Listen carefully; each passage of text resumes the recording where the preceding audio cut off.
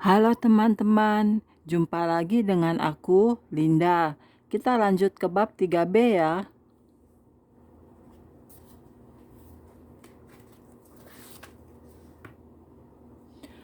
Oke, mari kita mulai. Panggilan yang membangunkan rohani. Kita harus mengindahkan peringatan dari Alkitab dan menerima kepenuhan rohani dalam kehidupan ini, sehingga kita bisa memiliki kehidupan kekal setelah kita mati. Yesus menceritakan kisah dalam Lukas 16 tentang seorang peminta-minta yang bernama Lazarus. Pria ini berbaring meminta-minta di depan gerbang seorang kaya setiap hari, mengatakan bahwa kesehatan peminta-minta itu buruk adalah sebuah keterangan yang kurang dari sebenarnya. Anjing-anjing datang dan menjilat boroknya. Meskipun Alkitab tidak berbicara tentang keadaan mentalnya, kita hanya bisa membayangkan beban yang dia tanggung saat duduk setiap hari di pintu gerbang sambil meminta remah-remah. Sudah pasti keadaannya yang miskin hanya bisa memperburuk keadaan fisiknya yang sudah tak bertenaga. Namun, setelah dia akhirnya meninggal, dia tidak merasakan kesakitan atau penderitaan karena dia telah percaya kepada Allah. Jika Anda masuk neraka, ketika Anda meninggal, Anda akan melihat secara jelas segala hal yang pernah Anda tolak untuk lihat atau bahkan akui ketika Anda hidup di bumi. Orang kaya menolak untuk melihat si peminta-minta yang duduk setiap hari meminta-minta di gerbangnya sendiri. Namun orang kaya itu sekarang berada di neraka. Dia memandang ke atas dan dari jauh dilihatnya Lazarus. Kali ini si peminta-minta berada jauh di sana dan aman bersama Abraham. Dan orang kaya itu telah menjadi peminta-minta, meminta untuk dilepaskan dari siksaan kekal di neraka. Tetapi banyak orang yang terdahulu akan menjadi yang terakhir, dan yang terakhir akan menjadi yang terdahulu. Beberapa orang menjadi begitu melekat dalam dosa-dosa mereka, sehingga mereka menciptakan jurang antara diri mereka sendiri dengan Allah yang kelihatannya hampir tidak bisa dijembatani. Mereka mengaku mengenal Allah, tapi dengan perbuatan mereka, mereka menyangkal Dia. Mereka keji dan durhaka, dan tidak sanggup berbuat sesuatu yang baik.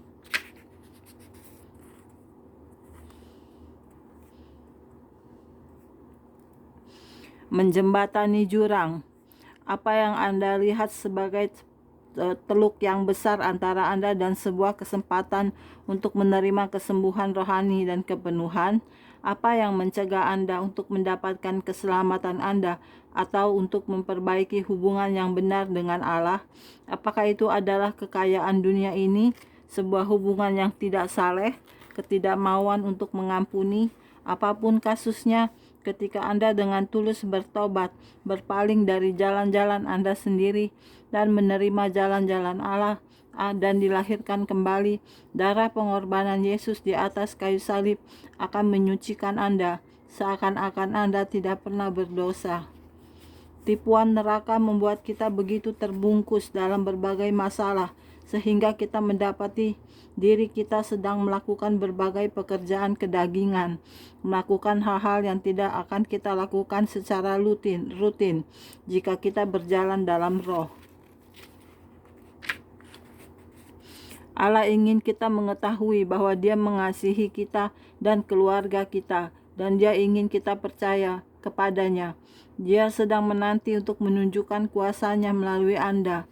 Pada hari ketika saya menerima Roh Kudus, setiap orang sedang berseru dan memuji Allah. Roh Kudus menuntun saya untuk mengunjungi rumah sakit, berdoa bagi seorang pria di perawatan intensif. Saya masuk ke ruangan yang Allah tuntun untuk saya masuki, dan di sana ada seorang pria yang terbaring dengan sebuah tenda oksigen di sekeliling tempat tidurnya. Saya memundurkan tenda oksigen tersebut dan berkata kepadanya, "Anda akan masuk neraka jika Anda mati." Hal ini terjadi bahkan sebelum Allah menunjukkan neraka kepada saya melalui pewahyuan.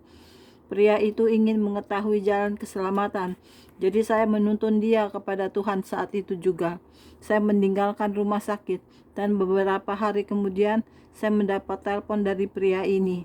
Dia ingin pergi ke gereja bersama saya. Ketika kami tiba di gereja, Pendeta mengizinkan pria ini untuk menceritakan kesaksiannya. Gereja Tuhan, ucapnya, saya ingin berterima kasih kepada Allah karena telah mengirimkan wanita ini ke rumah sakit untuk berdoa bagi saya. Saya sudah berada di rumah sakit itu selama 109 hari dan saya hanya memiliki beberapa menit lagi untuk hidup ketika dia datang dan menunjukkan kepada saya jalan keselamatan. Sangatlah berharga untuk mendengarkan Roh Kudus. Allah duduk di tahta. Dia adalah Allah yang melakukan mujizat dan dia tidak pilih kasih.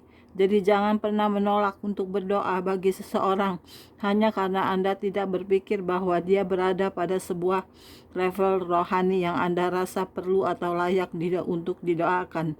Doa Anda bisa menjadi saluran untuk keselamatan orang tersebut. Yesus berkata, bukan orang sehat yang memerlukan tabib, tetapi orang sakit. Aku datang bukan untuk memanggil orang benar, melainkan orang berdosa. Dan karena dengan demikian, kamu menjadi anak-anak Bapa yang di sorga, yang menerbitkan matahari bagi orang yang jahat dan orang yang baik dan menurunkan hujan bagi orang yang benar dan orang yang tidak benar.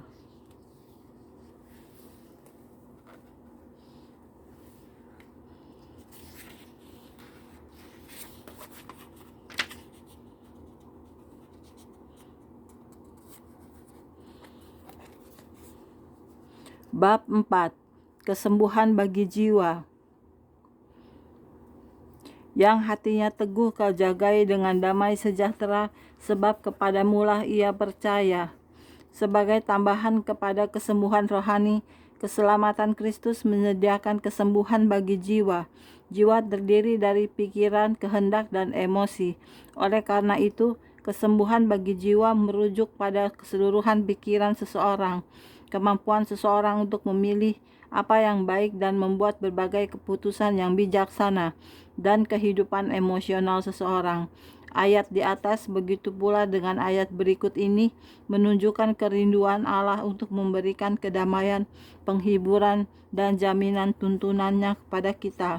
Percayalah kepada Tuhan dengan segenap hatimu, dan janganlah bersandar kepada pengertianmu sendiri. Akuilah Dia dalam segala lakumu, maka Ia akan meluruskan jalanmu.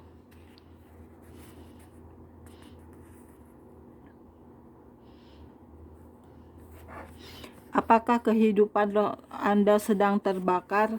Bertahun-tahun yang lalu ketika saya sedang menyetir mobil pulang ke rumah, saya memperhatikan sebuah kebakaran hutan yang menggelora, kira-kira 1 mil jauhnya dari rumah saya.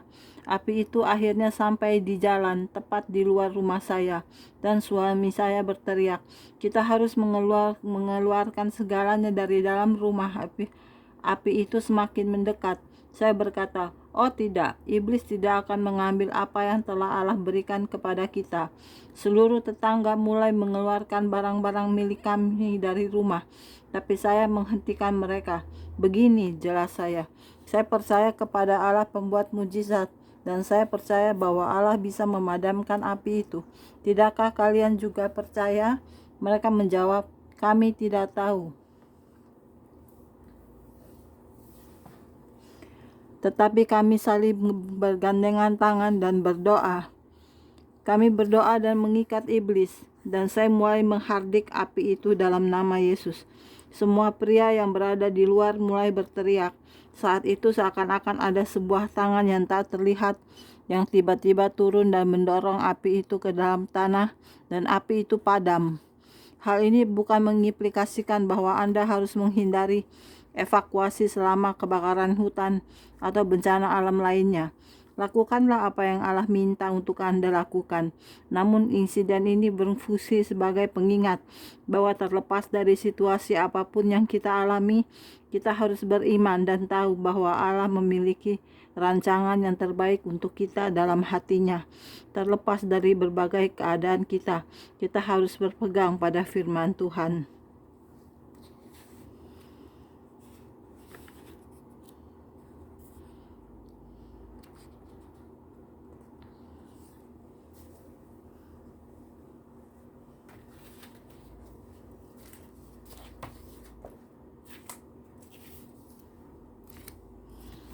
Oke, sekian dulu untuk hari ini videonya ya.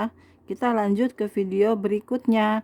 Jangan lupa subscribe ya. Terima kasih. Tuhan berkati kita semua.